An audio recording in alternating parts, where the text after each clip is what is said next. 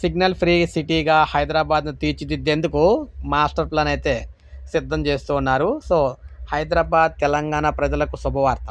ఆధునికీకరణ, పట్టణీకరణలో భవిష్యత్తులో మరిన్ని కొత్త సవాళ్లు ఎదుర్కోవాల్సి ఉంటుందని సీఎం రేవంత్ రెడ్డి అన్నారు. పెరుగుతున్న పట్టణ జనాభాకు అనుగుణంగా మౌలిక వసతులు అభివృద్ధి చేయాలని అధికారులకు దిశానిర్దేశం చేశారు. సచివాలయంలో నిర్వహించిన పార్లమెంటరీ స్టాండింగ్ కమిటీ సమావేశంలో ఆయన మాట్లాడారు.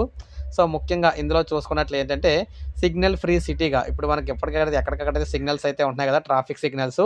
ఆ సిగ్నల్స్ లేకుండా హైదరాబాద్‌ని తీర్చిదిద్దే ప్రణాళికతో ముందుకెళ్తున్నామని, అండర్ పాస్, సర్ఫేస్ ఎలివేటెడ్ అనే 3 లెవెల్ విధానాన్ని తీసుకురావాలని, ట్రాఫిక్ నియంత్రణకు కేవలం రోడ్ల విస్తరణ మాత్రమే సరిపోదు, మల్టీ ట్రాన్స్‌పోర్ట్ సిస్టమ్‌ని అభివృద్ధి చేయాల్సిన అవసరం ఉంది.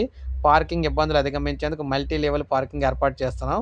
ప్యూర్, రేర్‌గా అభివృద్ధి 3 విధాలుగా అయితే విభజించుకున్నాం. Outer ring road core area service సెక్టార్‌గా గుర్తించాం. ఓఆర్ఆర్ బయట, ట్రిపుల్ ఆర్ లోపల ఉన్న ఫ్యూచర్ ఏరియాను తయారీ రంగంగా, ట్రిపుల్ ఆర్ బయట ఉన్న రేర్ ఏరియాను అగ్రికల్చర్ సెక్టార్‌గా గుర్తించాం. రాష్ట్ర సమగ్ర అభివృద్ధికి తెలంగాణ రైజింగ్ 2047 మాస్టర్ ప్లాన్ ఆవిష్కరిస్తున్నాం అన్నారు. సో, మొత్తంగా హైదరాబాద్‌లో ఇక ట్రాఫిక్ సిగ్నల్స్ అయితే ఉండవన్నమాట. ట్రాఫిక్ సిగ్నల్స్ లేకుండా వ్యవస్థనైతే తీసుకురాబోతున్నారు. సో, ఇదే గుడ్ న్యూస్ అని చెప్పుకోవచ్చు. ప్రతి ఒక్కరు ఒక లైక్ చేయండి, సబ్స్క్రైబ్ చేసుకోవాలి. మన ఛానల్ సబ్స్క్రైబ్ చేసుకోండి.